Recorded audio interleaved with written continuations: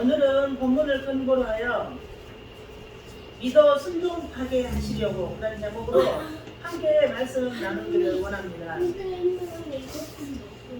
사도 바울은 이제 그 본소신을 통해서 로마교회 성도들에게 말하려고 했던 기독교 구원론, 그 기독교 구원론에 대한 전반에 관한 설명과 실질적인 본론을 지금 하고 있어요. 네, 그리고 그 개인적인 강구와 문안 인사를 개인적으로 일일이 문안 인사를 마치고 본문에서 로마 교인들에게 자신이 편지를 쓸 당시 자신과 함께 있었던 동역자여 그리스도 안에서 한 형제인 이들을 그 문안도 함께 전하면서 이제 성령으로 하나님을 찬양하고 있는데 이 바울 서신의 특징들이 이 중간중간에 하나님을 찬양하고 하나님을 기도하고 우리 하나님 앞에 그냥 감사를 드리는 그런 기도문이 이렇게 중간중간에 잘 들어있어요. 즉 바울은 무슨 얘기냐면은 복음 안에서 그리스도로 말미암아 그 복음 전파 사역을 수행하고 있는 자들과 비록 거리상으로는 멀리 떨어졌으나 주 안에서 한 형제이며 다 하나같이 하나나라 확장을 위한 사역의 동역자들인 로마 교회의 그런 성도들과 깊은 유대감을 나타내고 있어요. 이게 주 안에서 지체들의 서로가 서로에게 가진 그런 은혜고 그런 섬기고 그런 사랑의 이야기예요. 그러면서 동시에 하나님께 영광이 되도록 하나님께 세세 무궁토록 영광이 돌려지기를 기원하는 게 오늘의 본문이고 또 그 동역자들의 인사는 그 본문 앞절에 구구절절이 써 있어요. 그런데 25절에 우리가 말씀을 보면은 나의 복음과 예수 그리스도를 전파하면 이 이야기는 무슨 얘기냐면은 사도 바울의 선교 내용을 언급하는 핵심적인 표현이에요. 그러니까 예수 그리스도의 그 복음을 전파하는 것은 사도 바울의 핵심적인 선교 그 사실이에요. 사도 바울은 예수 그리스도의 그 죽음과 부활에 그 예수 그리스도를 믿음으로 말미암아 의롭다함을 받으며 구원에 이를 수 있음을 계속 전파해요. 그래서 이 믿음으로냐 행위로냐 하는 이렇게 그 굉장히 한쪽에 치우칠 수 있는 그런 부분들을 사도 바울은 그 복음서를 통해서 명쾌하게 믿음은 순종케 하는 그 능력이고 힘이고 행위로서 나타날 수 있는 것이 그러니까 믿음의 우리가 신앙생활의 양바퀴와 같은 수레의 양 수레바퀴와 같은 그런 내용을 잘 전파하고 있고 예수 그리스도를 믿음으로 말미암아 구원에 이룰 수 있다 이렇게 계속 전파를 하고 있는데 그것은 바로 사도 바울이 전하는 복음의 정수 이야기예요. 그러니까 내가 봉사를 많이 했기 때문에 내가 하나님 앞에 순종을 했기 때문에 헌신을 했기 때문에 어떤 공모 이야기가 아니고 예수 그리스도를 믿음으로 말미암아 구원을 얻는다는 복음의 정수를 이야기해요. 그러니까 예수 그리스도 관해서 선포된 복음의 내용. 그러니까 계속 이건 반복된 이야기예요. 1000번을 들어도 10,000번을 들어도 우리가 들을 수밖에 없고 모든 복음의 핵심인 그 내용을 사도 바울이 계속 이 로마서를 통해서 바울 서신들을 통해서 반복해서 이야기합니다. 무슨 얘기냐면 예수 그리스도로 말미암아 성취되어지는 복음의 내용만이 성도들의 신앙을 견고하게 한다. 예수 그리스도를 말미암아 성취되어지는 복음의 내용만이 성도들을 견고케 한다. 이 이야기를 우리가 잠깐 한번 나눠보고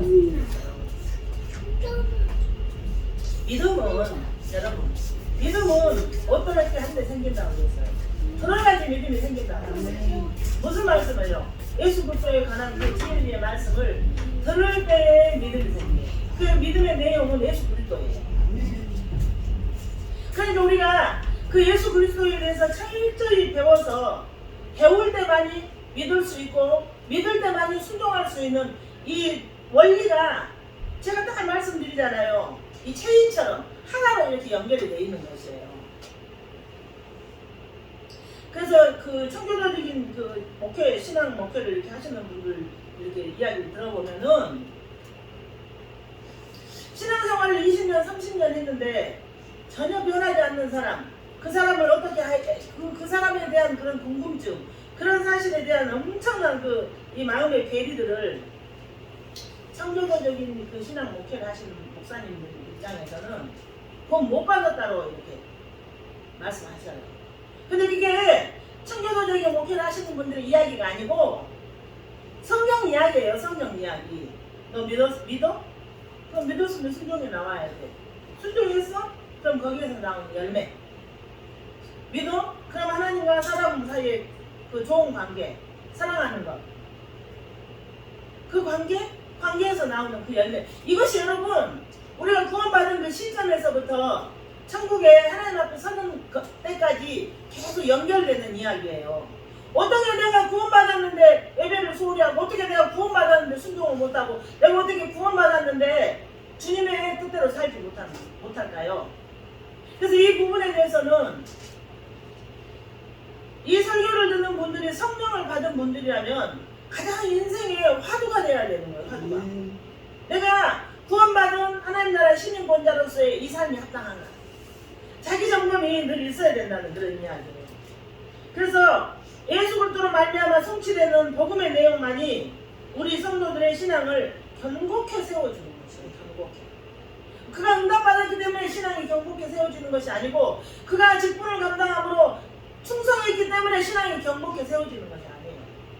예수님께서 나 같은 죄인을 위해서 목숨을 버리시고, 나 같은 죄인이 예수 그리스도의 생명을 부여받아서 구원받은 백성으로 살고 있다는 그 은혜 때문에 어떤 상황 가운데서도 이기고 일어나야 되는 그 복음의 정수, 진수, 그 복음의 핵심, 이것만이 우리들의 성도들의 신앙을 견고케 세워준다는 것이죠. 특히 복음과 예수 그리스도에 관한 것은 영세 전부터 감추어진 비밀이라고 그래요. 오늘 본문에 여러분 잘 들어보세요. 복음과 예수 그리스도에 관한 것은 영세 전부터 감추어진 비밀이라는 것인데, 비밀이라는 이야기를 사도 바울은 줄기차게 이걸 주장을 해요. 이 감춰진 비밀, 모스테리오. 이 비밀에 대해서 고린도전서에도, 에베소서에도, 디모데후서에서도, 디도서에서도 계속 그 복음은 감춰진 비밀이다, 계속 비밀이다 그렇게 이야기를 하는데, 누가 볼 수 없게 감춰진 것이 아니고 여기에 감춰져 있다는 것은 침묵의 상태가 어떻게 됐다는 이야기예요. 그러니까 나타내주기 위한 비밀, 그 누군가에게는 알려주기 위한 비밀이에요. 이 복음이라는 것은. 무슨 얘기냐면, 우리가 보면은 하나님 앞에 구원받은 주의 백성들은 선포되는 하나님의 말씀이, 기록된 하나님의 말씀이 우리가 들을 때, 읽을 때, 묵상할 때 믿어지는 것이 하나님의 백성이라는 증거예요. 그런데 이 복음의 비밀은 누구에게 감추어져 있냐면은 만세전에 택함받지 못한 자들에게는 감추어져 있어요. 그래서 이사야서랑 이렇게 보면은, 야, 그 복음의 비밀을 저들이 귀를 열어서 들을까 싶다, 들을까 무섭다, 알까 무섭다, 이런 말씀이 그 내용이에요. 비록 구약 선지자들에게 일부분 또는 어떤 부분에 대해서 약간은 이렇게 보여드렸지만, 예수 그리스도의 그 핵심의 내용은 예수님이 오시기까지, 그때에 예수님이 오셔서 그때에 나타내기 위한 비밀로 감춰져 있는 것이에요. 그러니까 영원한 비밀로 가려진 것이 아니고, 그 예수께서 오시기까지 그때에 나타나기 위한 비밀로 감춰주고 있었는데 26절 보면은 이게 나타나신 바 되어 하나님께서 주신 계시에 따라 하나님이 계시를 하셨어요. 세상 사람들에게 드러내 보여준 것이에요. 그리고 하나님의 구속 계획과 그 복음이 과거에 공개되어지지 않았던 부분, 과거에 공개되어지지 않았던 구원의 진리가 이제 공개되었다, 이제 나타나 보여졌다. 그 하나님의 계시에 따라서 하나님의 때에 그 예수그리스도의 그 구속과 그 복음이 공개되어졌다는 그런 이야기예요. 하나님의 때에. 그래서 우리가 구원받은 것도 하나님의 때에, 우리가 깨달은 것도 하나님의 때에, 우리가 우리 하나님 앞에 주의 백성으로서 이렇게 직분을 받아서 아름답게 성장해 가는 것도 하나님의 때에 모든 것들이 이루어진다는 이야기입니다. 그래서 이 나타내신 바 되었으며 이 이야기는 무슨 얘기냐면은 감추시는 분도 하나님이 섭리고 하나님의 경륜이고 하나님이시고 또 그것을 드러나게 계시하시는 분도 하나님이시라는 것이에요. 그래서 그 계시가 드러나서 그리스도를 통한 구원이라는 주제가 더 이상은 비밀이 아니다. 그렇게 나타내신 바 되었다는 이야기예요. 결국은 다 연결 이야기예요. 결국은 같은 이야기고, 결국은 예수 그리스도의 그 십자가의 복음 이야기고, 결국은 우리 구원 이야기고, 결국은 하나님 나라 이야기가 반복되어서 로마서에 반복되어서 지금 그 바울서신에 반복되어서 계속 나타나 있기 때문에 똑같은 말씀이 바울서신 다른 곳에서는 다른 표현으로 이렇게 되고 있는 것을 우리가 볼 수가 있는 거죠. 그래서 여러분, 복음은 이렇게 하나님에 의해서 드러난 비밀의 계시예요. 그래서 그 비밀의 계시는 모든 민족이라고 표현되어 있는데 만세전에 택한 모든 민족 이야기예요. 만세전에 택한 모든 민족 이야기.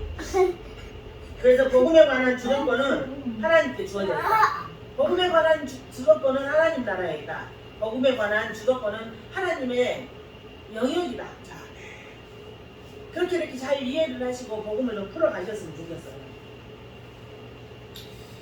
하나님은 영원하신 분이라고. 이건 구약 성경에서부터 계속 우리가 배울 수 있는 그 하나님의 속성에 대해서 지난주에도 잠깐 이렇게 언급을 했는데 하나님의 많은 속성들을 우리가 성경을 통해서 우리 안에 가득 채워져 가지고 있어야 돼요.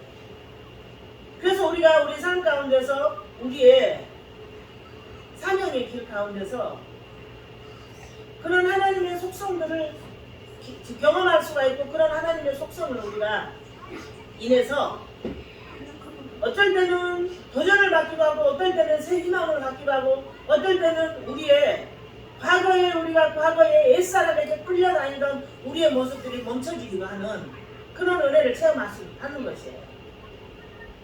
그래서 자꾸 우리가 성경은 우리에게 익숙하지 않아요. 너무나 오랫동안 우리는 성경 공부 안 하는 쪽으로 익숙해져 있고 우리는 너무나 오랫동안 기도 안 하는 쪽으로 익숙해져 있어가지고 성경을 공부하고 기도를 하고 경건한 이렇게 그 말씀을 묵상하는 데 대해서 우리가 익숙하지 않는데 이것은 전쟁이에요, 여러분. 이건 전쟁 이야기예요. 우리나라가 IT 산업이 세계적으로 우수한 그런 나라라고 그래요. 그래서 그 IT 산업 때문에 그런 부분들 때문에 국가의 이익이 있기도 하고 발전이 있기도 하게요. 그런데 한번 생각해 보세요, 여러분. 그런 IT 산업은 날마다 발전돼서 뭐 TV나 이런 찬양 반죽이나 핸드폰들이 새로운 기종을 우리가 바꿨을 때 굉장히 업그레이드 되어 있음을 볼 수가 있어요. 그래서 우리가 지난번에 무슨 얘기를 했냐면 이런 IT 이런 기술들은 우리가 표현하기 좋게 설명하자면 100km로 성장하고 있다. 100km로 발전하고 있다. 100km로 달려가고 있다. 그런데 우리는 제자리 거리입니다. 그러면 여러분 발전하는 이 세상 가운데서 우리가 세상 풍경을 따라가자는 이야기가 아니고 발전하는 이 세상 가운데서 저 같으면 제자리 걸음을 걷고 있다는 느낌이 드는 거예요. 그러면 저것은 젊은 사람들이 해줘야 되나 잘 모르겠어. 우리가 그런 아니라는 생각을 절대 하면 안 된다는 거죠. 시간만 되면 다 공부해야 돼요. 휴대폰 공부도 해야 되고 시간만 나면은 이 국가는 어떻게 돌아가는가 네이버 뉴스를 통해서라도 우리가 봐야 되고 시간만 나면은 이것을 성경을 어떻게 해석하고 있는가에 연구해야 되고 이제는 옛날처럼 그냥 듣기만 하고 공부는 목사만 하고 설교만 내가 제대로 들으면은 사는 그런 시대가 아니에요. 내가 성경에 대해서 알고 있어서 이 세상을 말씀으로 대처해 나갈 수 있어요. 그래 그런 섭리 때문에 그런 우리가 삶을 하나님 앞에서 말씀 중심의 삶을 오직 말씀으로 세상을 분별하게 하기 위해서 하나님은 이렇게 선지자들 통해서 하나님의 뜻을 나타내신 바 되었고 그 예수 그리스도가 오셔서 우리를 구원하신 그 은혜 가운데 우리를 두셨다는 이야기예요. 금방 이야기하면 돌아서면 잊어버리는데 반복할 수밖에 없어요. 그래서 말씀이 나를 해석하게 하고 말씀이 눈으로 이 세상을 우리가 분별할 수 있는 그런 삶을 반드시 살아내야 된다는 그런 이야기죠. 하나님은 영원하신 분이다. 이제 하나님은 사도 바울과 신약의 선지자들을 통해서 더욱 확실하게 계시됐고 그 예수 그리스도가 나타났고 알려지게 되었다. 그러니까 몰라서 못한다는 이야기는 어디서도 안 되는 것이에요, 여러분. 몰라서 못한다는 이야기는 그 어디에서도 안 된다는 거예요. 그럼 어떻게 하라고요? 공부해야 돼. TV 보는 시간 줄이고 주무시는 시간 줄이고 쉬는 시간 줄이고 말씀 공부해야 돼요. 내가 말씀을 풍성하게 알고 있을 때만이 하나님의 말씀이 들리기 시작해요. 다시 한번 말씀드리지만 여러분, 우리는 이 국어, 우리나라 말을 쓰면서 내가 말하면 여러분이 알아듣고 여러분이 말씀하시면 제가 알아듣잖아요. 알아듣는 것은 이유가 뭐예요? 내 안에 이 한글이 들어있기 때문에 저 움직이는 저 한글이 들리는 것이고 보여지는 것처럼 우리 안에는 예수 그리스도의 생명이 있음으로 말미암아 계시된 예수 그리스도, 계시된 진리의 말씀이 우리 안에 있을 때만이 하나님의 음성이 말씀으로 들리고 하나님의 음성이 우리가 말씀 안에서 깨달아진다는 그런 이야기예요. 그래서 주의 음성을 듣고 싶습니다. 주의 뜻을 알고 싶습니다. 얼마나 그것을 우리가 과거에 많이 구했어요. 많이 구했어요. 금식하면서 구했어요. 그런데 주의 뜻은 성경에 있더라고요. 주의 음성은 성경에 있더라고요. 네. 하나님의 나를 향한 모든 섭리는 하나님 말씀 가운데 있더라는 이야기예요. 네. 그래서 이 성경에 보면 복음 전파의 대상 유대인뿐만 아니에요. 이방인들 것만도 아니고 오직 모든 민족이다. 과거에는 알지 못했던 것을 가르쳐주고 알려줌으로 인해서 모든 사람들에게 그 복음의 진리를 이해시켰어요. 이게 하나님께서 알려주신 것이에요. 그러니까 하나님이 우리에게 알려주신 것을 말씀을 통해서 알 때에 내가 구원받았구나. 내가 그 하나님께서 우리에게 주신 이 성경을 제대로 알고 있을 때 그 성경이 나를 해석할 때 나는 내가 이거 옳다고 생각했는데 하나님의 말씀이 나를 해석할 때는 하나님 나라 올리는 것이 안 되는 것이라는 것을 우리 자신 스스로가 깨달으면서 살 수 있다는 그런 이야기죠. 믿어 순종케 하시려고. 뭘 믿어요? 하나님의 말씀을 들어서 그 하나님 말씀을 믿어야 돼. 들을 때 믿을 수 있어요. 들을 때. 믿어 순종케 하려는 것이다.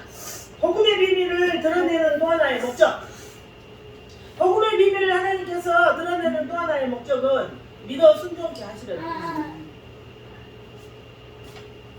성경 말씀을 우리가 제대로 알지 않으면 내가 좋을 대로 이해하고 내가 좋을 대로 해석하고 똑같은 말씀이 선포되었는데 내가 듣고 싶은 말만 들어버리는 엄청난 잘못된 그런 자리에 오르는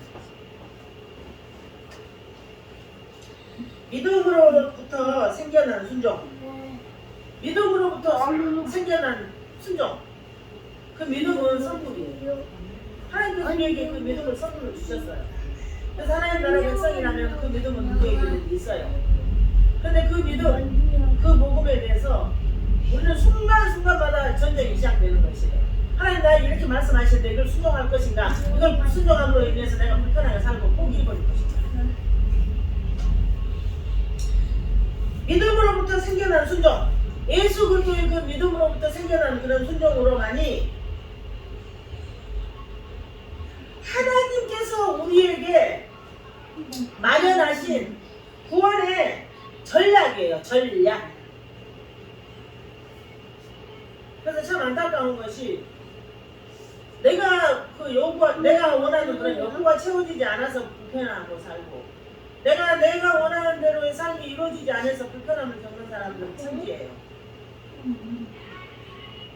그런데 내가 예수 그리스도의 그 십자가의 은혜 앞에서 하나님의 사람으로 순종하지 못하고 하나님의 사람으로 살지 못함에 대해서 몸부림치는 그런 고백을 들어보고 어렵다.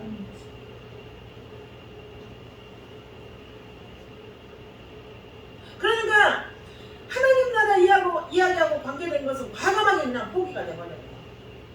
내가 불편하면 못해. 내가 하기 싫은 거예요. 그게 원인이 뭐냐면은 내 안에 예수 그리스도의 그 사랑이 그 큰 사랑이 얼마만큼 자리를 잡고 있는가. 내가 말씀을 통한 그 믿음이 나에게 얼마나 큰 사이즈로 내게 내장되어 있는가. 근데 그것이 어디서 나오냐면은 여러분, 내 안에 말씀이 채워져 있고 내 안에 예수 그리스도의 사랑으로 가득 채워져 있는 사람은 어디서든지 그게 나와요. 말로 나오기도 하고 행동으로 나오기도 하고 하나님 앞에서 나오기도 하고 내 자신을 제어시키기도 하고 그게 어디서든지 나와요. 가장 대표적으로 나오는 거, 그 사랑이 너무 크기 때문에, 그 믿음이 사이즈가 워낙 크기 때문에 그 하나님 앞에 사로잡혀 있는 그 사이즈가 정말로 크기 때문에 불리임을 당하는 앞에서도 그 사랑이 흘러나와요.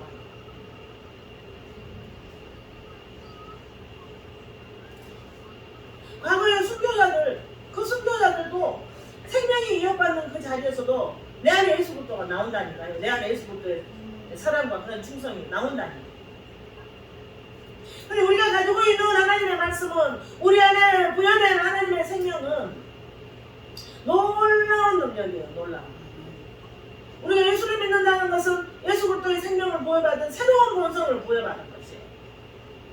나의 옛사람으로 계속 살아가는 사람은 그 생명을, 가치를, 그 생명에 대한 느낌을, 그 생명에 대해서 순종하고 싶은 그 모든 것들을 다 멈추고 지금 계시는 거예요. 여러분, 예수 그리스도를 믿음으로, 그 믿음으로 말미암아 모든 믿는 자들에게 미치는 하나님의 구원의 은혜, 그것은 유대인이나 이방인에게 차별 없게 하신 것이다. 하나님이 마련하신 복음, 즉 믿음의 법을 통해서 거저주시는 하나님의 은혜에 나 같은 죄인을 참여하게 하신 것이다. 그러니까 이 은혜는, 나 같은 죄인 살리신 이 은혜는, 나 같은 이 죄인 구원하신 그 은혜는 하나님 말씀을 들을 때마다 공격, 찔림을 받는 것이에요. 맞아. 하나님 말씀이 선포될 때마다 도전을 받는 것이에요. 맞아. 믿음으로 살아야 돼. 내가 공격에 처할 때마다 건드려지는 거예요. 맞아. 내가 다시 믿음으로 돌아가야 돼. 내가 편안한 안일한 삶을 살고 있을 때도 순간순간마다 믿음 순종케 하시려는 그 하나님의 역사는 반드시 우리 믿음의 삶을 살게 하려고 하나님께서 우리를 통해서 일하십니다. 그래서 제가 이거 수없이 막 까먹어서 말씀드리잖아요. 믿음의 지체들끼리 반드시 교제해야 되는 이야기는, 우리 하나님의 은혜를 말할 수 있고 하나님 행하신 일들을 찬양할 수 있고 우리가 믿음으로 살려고 하는 그런 방향성을 사로잡을 수 있는 그런 믿음의 지체들과 교제를 하고 나면 그 기쁨이 만나지 않는 기간에도 그 좋은 그 화해의 좋은 관계가, 그 감정이, 그 기쁨이 우리에게 유지가 돼 있어요. 믿어 순종하는 그런 사람들과의 관계와 교제는 그 관계가 하나님과 나하고의 관계예요. 내가 순종했을 때, 내가 하나님 말씀에 순종했을 때 나에게 오는 그 기쁨과 아니, 나 같은 죄인들에게 거저주시는 하나님의 은혜, 그 은혜에 참여하게 하신 그 사랑, 그런 걸 생각한다면 여러분, 그 어떤 것 하고도 다 바꿀 수 있어요. 나의 웬만한 것은 다 손해볼 수 있어요. 나의 웬만한 것은 전부 다 감수해낼 수 있어요. 여기 능히 경목케 하실 이 내용은 하나님께서 계속해서 지금도 복음을 통해서 우리 성도들의 신앙을 흔들림 없이 세워주시는 분이라는 것이에요. 그러니까 우리의 신앙을 흔들림 없이 세워주시는 분은 예수 그리스도. 우리의 신앙을 흔들림 없이 세워주는 그 예수 그리스도는 그 진리의 말씀이라는 것이에요. 맞아. 말씀이 그런다고 그랬지. 흔들림 없이 다시 세워주시는 그런 은혜를 우리가 살고 가잖아요. 그래서 오직 예수 그리스도의 복음만이 바른 믿음 위에 우리를 굳게 세운다. 오직 예수 그리스도의 복음만이 바른 믿음 위에 우리를 성장하게 한다. 오직 예수 그리스도의 복음만이 우리를 굳게 세우고 우리 신앙을 경고케 한다고 하는 본문에 써 있어요. 어느 교회의 좋은 시스템이 우리의 신앙생활을 세우고 경고케 하는데 주가 되지 않아요. 교회 내에서 교우들과의 어떤 그런 신교적인 모임이 우리의 신앙을 바른 믿음 위에 굳게 세우고 우리의 신앙을 경고케 하지 않는 거예요. 온전히 복음만이 우리의 신앙을 믿음 위에 굳게 세우고 온전히 예수 그리스도의 그 복음만이 믿음 위에 우리 신앙을 굳게 세운다는, 경고케 한다는 그 사실을 또 밝히고 있어요. 사도 바울이. 그래서 여러분, 교회는 오직 복음 하나가 모든 것을 다 덮을 수 있어야 돼요. 교회는 복음이라는 그 중심, 그거 하나 가지고 모든 것을 결정할 수 있어야 돼요. 교회는 예수 그리스도의 그 십자가의 사랑이라는 그 중심 하나가 교회의 모든 결정권이 행사가 돼야 돼요. 되는 것이죠. 그래서 우리 하나님 앞에서 우리가 예수 그리스도의 그 십자가의 사랑으로 온전히 믿음 위에 우리의 신앙이 굳게 세워지고 우리의 신앙이 경복해 됐다면은 하나님 말씀이 들려질 때 그 말씀으로 인해서 우리가 믿어서 순종케 되는 그런 삶을 살 수 있다는 거예요. 그래서 우리가 요즘에 신앙생활 하면서 교회들마다 일꾼이 없고 교회를 헌신하고 싶은 사람이 없다고 하는데 한번 여러분 다시 한번 생각해 봐야 돼요. 내가 하나님 앞에서 얼마나 하나님과 밀접한 관계에 있는가, 내가 하나님하고 어떤 관계에 있는가를 한번 생각해 보세요. 이 믿음의 초보자들은 내가 이러했을 때 하나님 앞에 이런 기도를 했는데 하나님 이런 기도를 들어주셨다. 그래서 내가 믿음이 더 생겨지게 되었다. 믿음의 초보자들은 이런 이야기 하는데, 진정으로 하나님 나라의 시민권자라면 우리의 마음 가운데 어떤 경우라도 나는 믿음으로 결정할 거야, 나는 어떤 경우라도 하나님이 그것이 옳다고 말씀하시면 내가 그 길을 갈 거야 하는 그런 신앙의 깊은 곳에서 그 씨앗이 있어야 돼요. 그 씨앗이 있을 때 여러분이 자유를 만끽하고 살고, 직장에서도 그 어떤 가정에서도 어떤 상황 가운데서라도 우리가 그 믿음의 중심이 흔들리지 않고 하나님 보시기 합당한 결정을 할 수 있는 위대한 신앙의 삶을 우리가 살 수 있다는 것입니다. 어느 교회든지 교회라는 조직에는 이러저러한 일에 다 참여가 되어야 돼요. 자기 재능대로 참여가 되어지기도 하고 또 어쩔 수 없이 또 무리하게 참여가 되어지기도 하는데, 그것은 다 하나예요. 나 같은 죄인을 구원하시고 나 같은 죄인을 거저주시는 하나님의 은혜에 참여하게 해주셨다는, 우리가 그 믿음이 있으니까 교회에서 이런저런 일이 있습니다 하면 아멘 하고 우리가 이렇게 함께 하나가 돼서 움직이게 된다는 이야기죠. 27절의 말씀 보면은 유일한 지혜의 하나님 이야기 나와요. 유일한 지혜의 하나님. 이게 하나님의 속성 가운데서 한 부분이에요. 그래서 우리가 야고보 사도 보면은 너희 중에 누구든지 지혜가 부족하거든 후히 주시고 꾸짖지 아니하시는 아버지께 구하라. 그러면 넘치게 주신다고 했어요. 무슨 얘기냐면은 우리가 뭘 잘 몰라서 어떤 사람에게 계속 반복적으로 그것을 부탁을 하면은 그분은 가르쳐 주고 나서도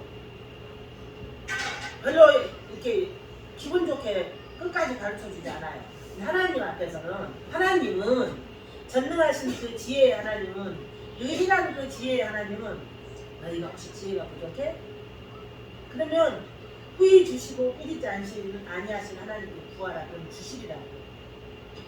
하나님의 속성입니다. 인간과 본질적으로 구분되는 가장 지혜로우신 분은 하나님이시다. 인간과 본질적으로 구분이 되신 가장 지혜로우신 분은 하나님. 그 인간과 본질적으로 구분되는 가장 지혜로우신 분은 하나님뿐이라는 것을 여러분이 전제에 두고 살았습니다. 하나님이시라면 이걸 알 수 있으실 거예요. 하나님이라면 이건 올바른 결정으로 인도해 주실 거야. 그런 의미로서 하나님은 하나님의 비밀을 우리에게 계시하시고 또 우리 인간의 구속을 계획하는 것부터 성취하는 것까지 온전히 주관하시는 지혜로운 하나님. 그래서 하나님의 말씀의 일체인 미래도 변함이 없다고 하는 지혜로우신 하나님이야.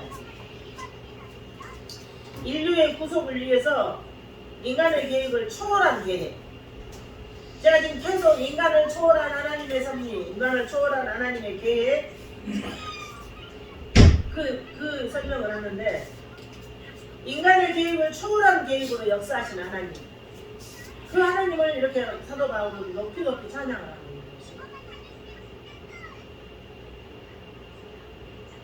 인간의 계획을 초월하시고 역사하시는 하나님께 대한 찬양으로 이제 송명을 했는데 제가 그 생각을 했어요. 얼마나 우리가 부족하냐 하면은 우리는 하나님이 가지고 계신 우주 전체에 대해서 대한 것을 우리는 바라보지 못했어요. 내 눈앞에 보이는 것만 겨우 바라보고 눈앞에 보이는 조그만 것만 하나님한테 늘 말해. 그런데 하나님은 우리를 향해서 주시고 싶은 꿈이 훨씬 커요. 이렇게 아이들을 양육해 보면은 내가 그 아이한테 해주고 싶은 것은 정말 많아. 나는 이렇게 해주고 싶고 이 아이를 이런 방식으로 이렇게 한번 해보고 싶은데 그 아이가 전혀 그 방향에 꿈이 없거나 전혀 그 방향에 대해서 관심이 없거나 그럴 때 아이니까 그렇지 그러면서도 우리가 굉장한 괴리감을 느껴요. 그런데 하나님을 보시기에 우리가 그러고 산다는 거예요. 하나님의 원대한 꿈을 바라보지 못하고 하나님의 원대한 계획을 절대 생각하지 못하고 내 눈앞에 보이는 적은 건 하나 내가 노력하지 않아도 조금 시간이 지나면 다 해결되는 그런 것들. 그래서 그 거대한 하나님, 그 창조주 하나님, 위대하신 하나님, 또 유일한 지혜의 하나님에 대한 알미, 그 지식이 우리에게 조금 커졌으면 하는 그런 생각을 하게 됩니다. 하나님 나에게 무엇을 주시는가, 하나님 나를 향해 무엇을 하시는가가 아니고 우리 창조주 하나님께서 나를 향한 그 계획 가운데 내가 다 말씀하는 걸 달려 들어가는 거지. 그래서 우리의 일상 가운데서 눈앞에 보이는 어떤 것 때문에 맨날 말하지 말고 위대하신 하나님, 전능하신 하나님, 창조의 그 하나님, 유일하신 지혜의 하나님을 늘 우리가 찬양할 때에 하나님 주시는 그런 기쁨과 하나님 주시는 그런 지혜와 깨닫게 하시는 은혜가 훨씬 넘치게 될 줄 믿습니다. 유일하신 지혜의 하나님께 예수 그리스도로 말미암아 유일한 지혜의 하나님께 오직 홀로 지혜로우신 하나님이 준비를 하신 이야기. 그래서 그 하나님 앞에 찬양이고 그 하나님 앞에 영광이고 또 하나님께서 홀로 지혜로우신 하나님이 우리의 구원의 역사를 성취하셨고 또 모든 그런 그 복음의 궁극적인 목적이 지혜로우신 하나님께 영광을 돌리는 일로 사도 바울이 성령을 했어요. 성령. 그런데 우리가 하나님 앞에 영광을 돌리는 일이 얼마나 있겠어요. 과연 축구를 통해서 우리나라가 우승했다고 해서 그것이 하나님 앞에 영광일까요?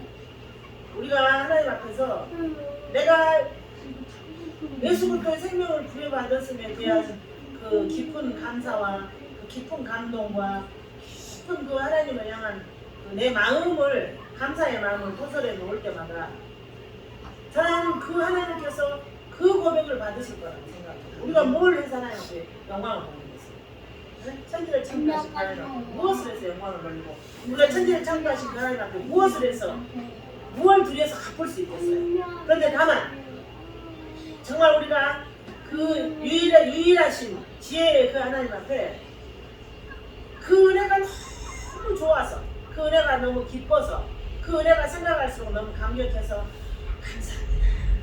제가 그 감사로 다시 한 번 또 내딛습니다. 감사합니다. 제가 또 그 감사로 다시 한 번 이 일에 순종해 보겠습니다. 그러면서 나가는 것이 하나님 앞에 영광이에요.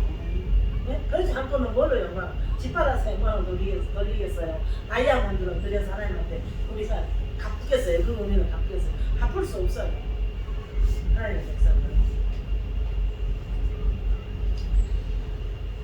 그러므로 우리가 그 예수 그리스도로 말미암아 이렇게 놀라운 그 지혜로운 것을 계획하신 하나님, 또 놀라운 계획을 실행하신 그 하나님을, 또한 그 하나님의 지혜를 찬양하면서 세상 무궁토록 그 하나님을 높여드리는 것이 하나님 앞에 영광을 얻는 것이죠. 하나님, 저 일도 하나님이 하셨군요. 하나님, 저 일도 하나님의 섭리 가운데서 하나님의 뜻대로 저 일도 하나님께서 이루셨군요. 하나님 찬양합니다. 그런 하나님 앞에 감사드립니다. 그런 고백이 사도 바울처럼 우리 늘 일상 가운데도 좀 있었으면 좋겠어요. 네. 너무나 우리가 연약함으로 인해서 우리의 그 주어진 그런 환경에 너무 깊이 빠져들어서 그런 하나님 앞에 깊은 감사와 하나님 앞에 그런 찬양을 돌릴 만한 마음의 여유가 없는 시대를 우리가 살고 있는데, 그럼에도 불구하고 우리가 하나님 앞에서 감사를 다시 회복하고 하나님 앞에 그 기쁨을 다시 회복하고 하나님을 향한 그 한 고백을 회복하는 저와 우리 모든 교회가 됐으면 좋겠습니다. 인류 구원을 위한 위대한 계획을 펼치신 하나님, 그 지혜를 찬양합니다. 나 같은 죄인 살리시니 그 은혜를 찬양합니다. 하나님이 행하신 그런 모든 일들 가운데 여러분, 우리가 진짜로 믿음이 있으면요, 믿어 순종케 하는 그 자리에 우리가 있으면요, 작은 일 그 하나라도 하나님이 또 저런 방법으로 저희를 결정하셨구나, 작은 일 하나라도 저희를 하나님이 저렇게 그 인도에 가시는 것이 하나님의 뜻이었구나 다 볼 수가 있어요.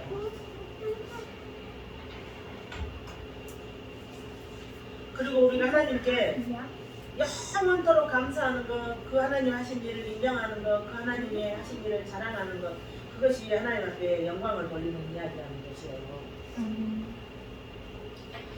우리가 신앙생활을 하면서 좀 정신을 좀 추스려 봐야 돼요. 자꾸.